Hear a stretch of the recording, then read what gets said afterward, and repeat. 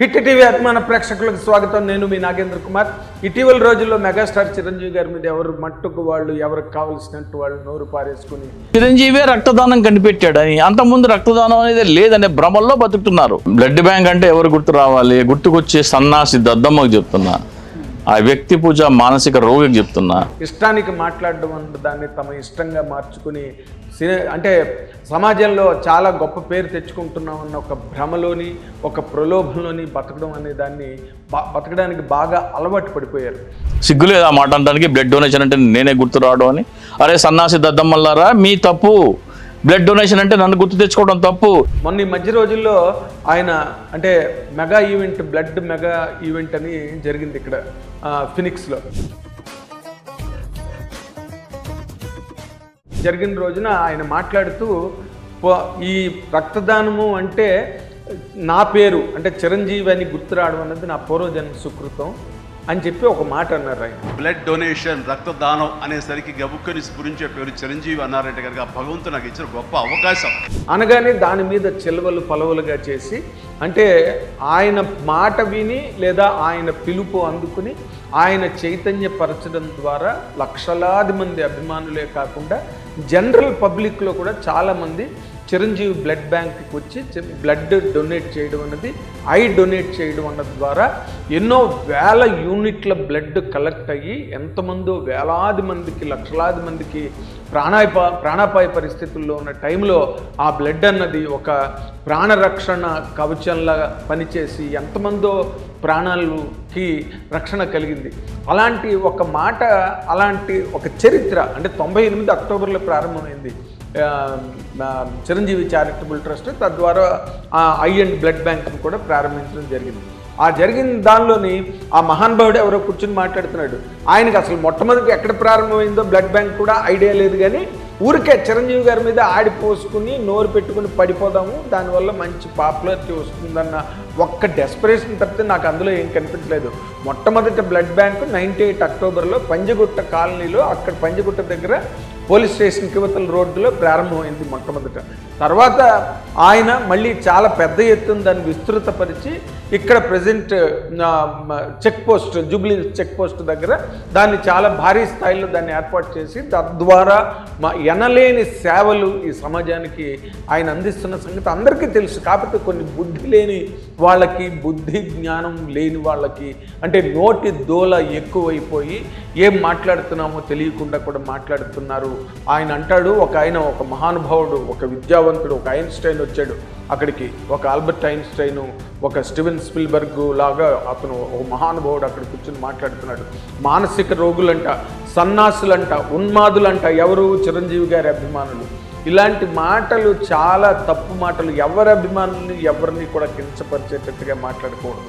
ఎవరి అభిమానులు వాళ్ళకుంటారు, ఎవరిని అభిమానించే వాళ్ళు వాళ్ళకుంటారు. అలాంటి వాళ్ళని పట్టుకుని అంటే 70 లక్షల మంది ఓ పక్కన రాజశేఖర రెడ్డి గారు, ఓ పక్కన చంద్రబాబు నాయుడు గారు పోటాపోటీగా కొట్టుకుంటున్న టైంలో 2009లో ఆయన వచ్చి 70 లక్షల ఓట్లు పడినాయి, 22 సీట్లు వచ్చినాయి ఆ రోజున. సరే, ఆయన రాజకీయాలు అక్కర్లేదు అనుకున్నారు, సినిమా రంగంలోనే ఆయన సేవలు అందించాలనుకున్నారు. రజనీకాంత్ ఇప్పటికి రాలేదు, వస్తాను అంటమే తప్పితే. బట్ ఆయన వచ్చారు, కొంత బేస్ని క్రియేట్ చేశారు.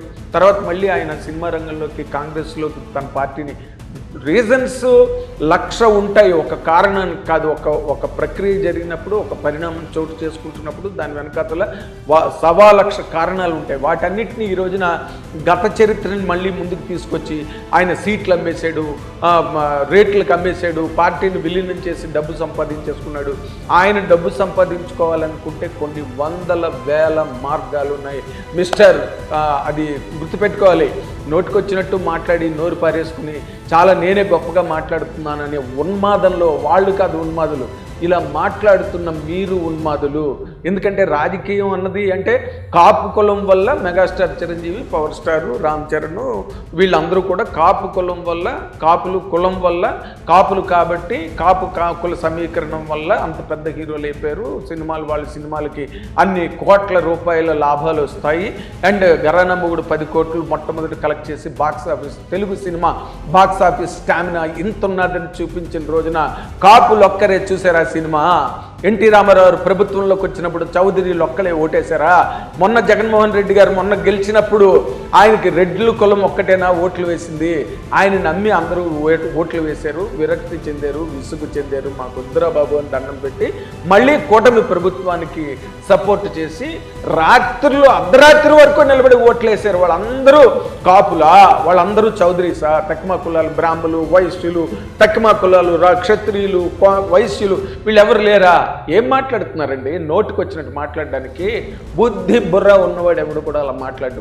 ఈ మధ్య రోజుల్లో ప్రతి వాడికి టీవీ ముందుకు వచ్చి మాట్లాడడం అనేది, పైగా చిరంజీవి గారు మానసిక రోగంట, వాళ్ళకి red cross, rotary club, Lions club ఇవన్నీ రక్తదానాలు ఎప్పటి నుంచో చేస్తున్నాయంటే ప్రతి దానికి ఒకటి గుర్తుపెట్టుకో మిస్టర్, నువ్వు మాట్లాడిన దానికి నేను డైరెక్ట్గా సమాధానం చెప్తున్నా. ఏ సోషల్ యాక్టివిటీకైనా, ప్రజా సంబంధమైన ఏ కార్యక్రమానికైనా సరే ఒక ఐకన్ కావాలి మాట్లాడడానికి, చెప్పడానికి, చెందడానికి.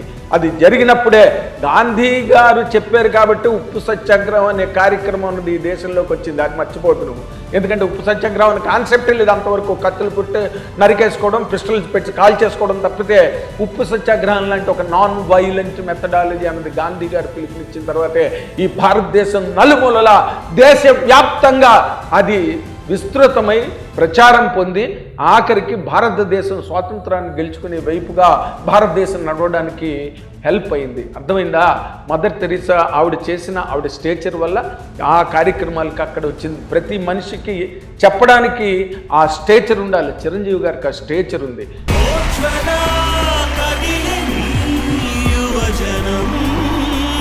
ఈరోజు ఆయన పట్టుకున్నా అంటే నాకు అప్పుడు రియలైజ్ అయ్యా, ఓకే మనిషిలాగానే ఉంటారు ఆయన అని.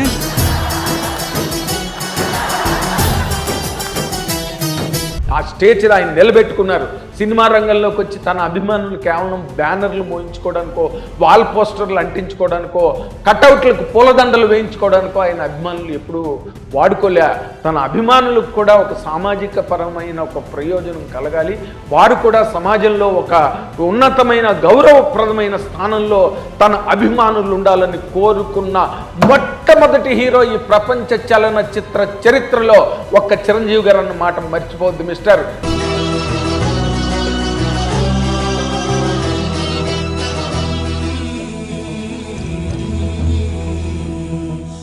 నువ్వు మాట్లాడుతున్న దానికి నేను డైరెక్ట్గా నీకు ఇప్పుడు రిటార్ట్ ఇస్తున్నా, కౌంటర్ ఇస్తున్నా.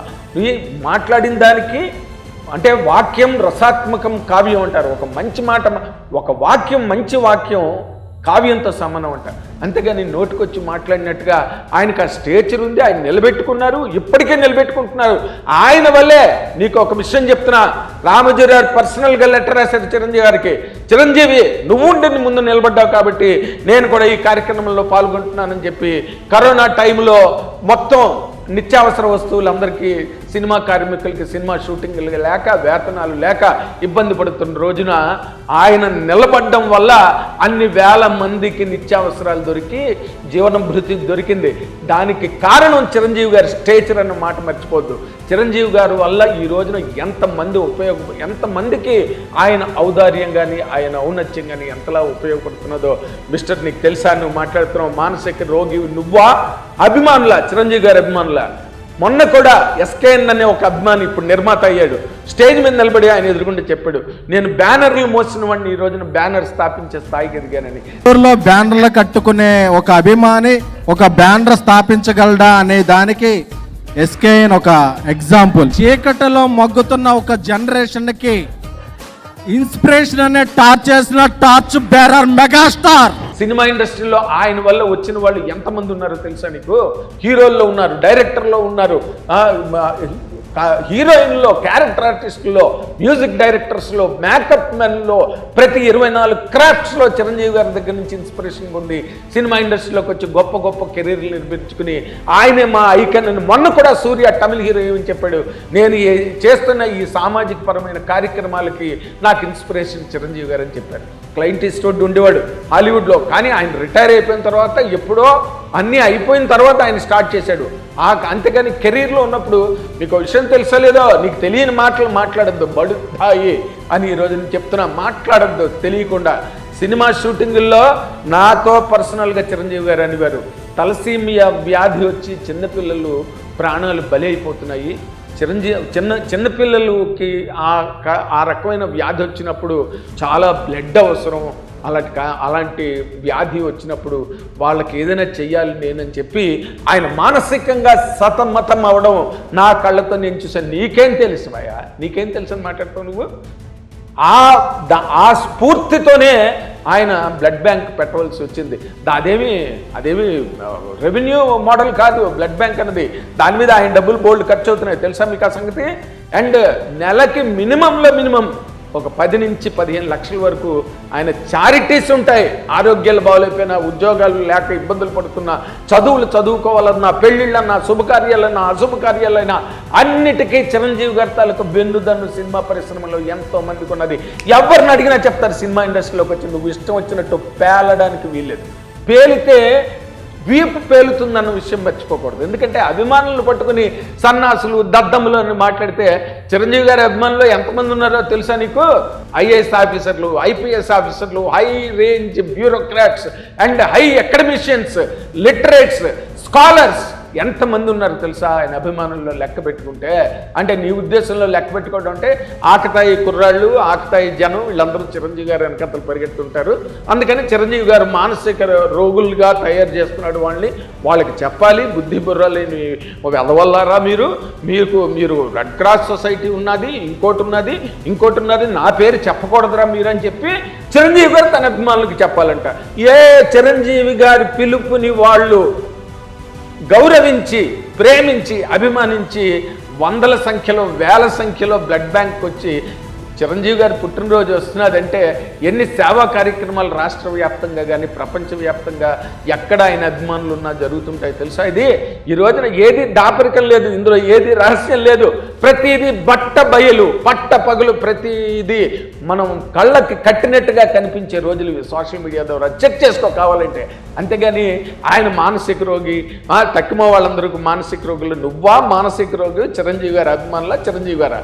నువ్వు ఒక్కసారి డాక్టర్ దగ్గరికి వెళ్ళి చెక్ చేయించుకుంటే చాలా మంచిది, నీకు నీ కుటుంబానికి చాలా మంచిదని నేను చాలా ఆప్తవాక్యంగా, మిత్రవాక్యంగా, స్నేహవాక్యంగా నీకు నేను చెప్తున్నా.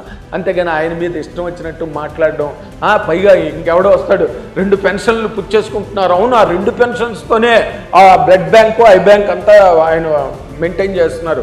ఆ బ్లడ్ బ్యాంక్తో వచ్చిన పెన్షన్స్తోనే ఇంతమంది ఎవరికి సాయం కావలసిన, ఎవరి ఆపదలో ఉన్నా, ఎవరికి ప్రాణరక్షణ కావలసిన, ఎవరి కుటుంబం కష్టాలలో కూరుకుపోతున్నా ఆ 2 పెన్షన్స్ మీదే ఆయన మొత్తం అంతా హ్యాండిల్ చేస్తున్నారు.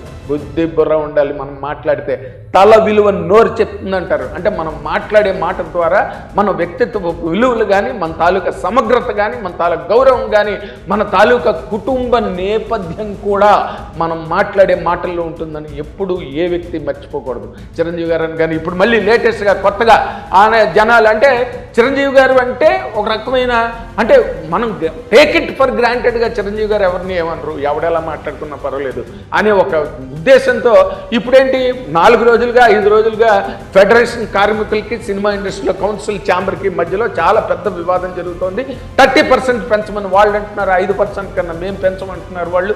అండ్ దానికి సంబంధించి ఏదో వాదాలు, చర్చలు జరుగుతున్నాయి. అది ఎటు పక్కకి వెళ్తుందో, ఎలా వెళ్తుందో కూడా ఇప్పటివరకు తెలియదు. కాకపోతే అందరూ చిరంజీవి గారిని వెళ్ళి ఆశ్రయించారు. చిరంజీవి గారిని ఏం చేద్దామని చెప్పి, బికాస్ చిరంజీవి గారి సినిమా ఇండస్ట్రీకి పెద్ద దిక్కు కాబట్టి అంతమంది బడా నిర్మాతలు చిరంజీవి గారి దగ్గరికి వెళ్ళవలసి వచ్చింది.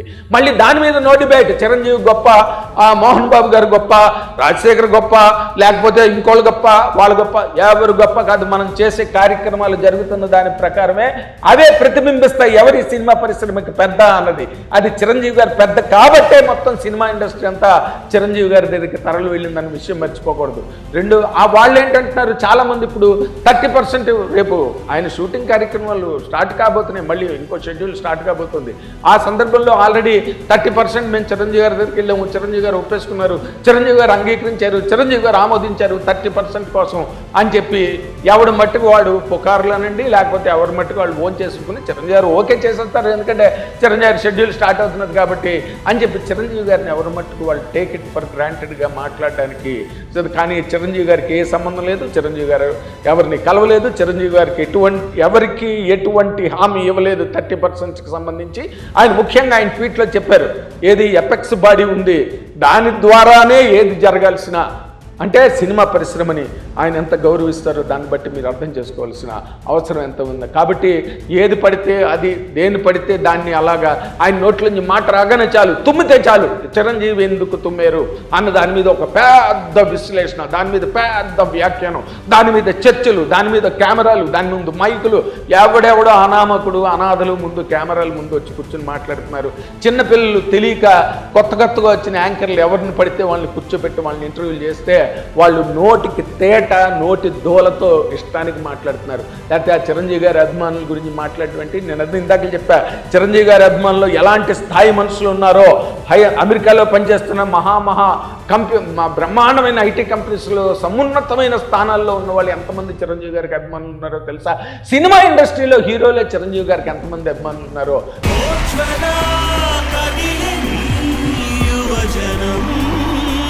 ఈరోజు ఆయన పట్టుకున్నా అంటే నాకు అప్పుడు రియలైజ్ అయ్యా, ఓకే మనిషిలాగానే ఉంటారా ఆయన అని.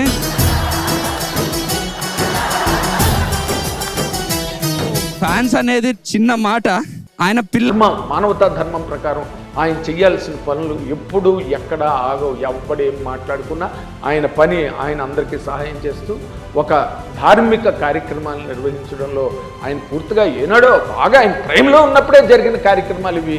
ఇప్పుడు మరీ మెచ్యూరిటీతో ఇంకా మెచ్యూరిటీతో ఆయన అటెండ్ అవుతున్నారు. కాబట్టి పేలాపను ఎంత తగ్గించుకుంటే అంత శ్రేయస్సు, అంత సంక్షేమం మీకు అని తెలియజేస్తున్నాను. Thank you very much. Hit TV app, ఇందులో short news, live news, entertainment shows, movies, digital magazines తో పాటు మీ జిల్లా వార్తలను కూడా ఫ్రీగా చూడొచ్చు.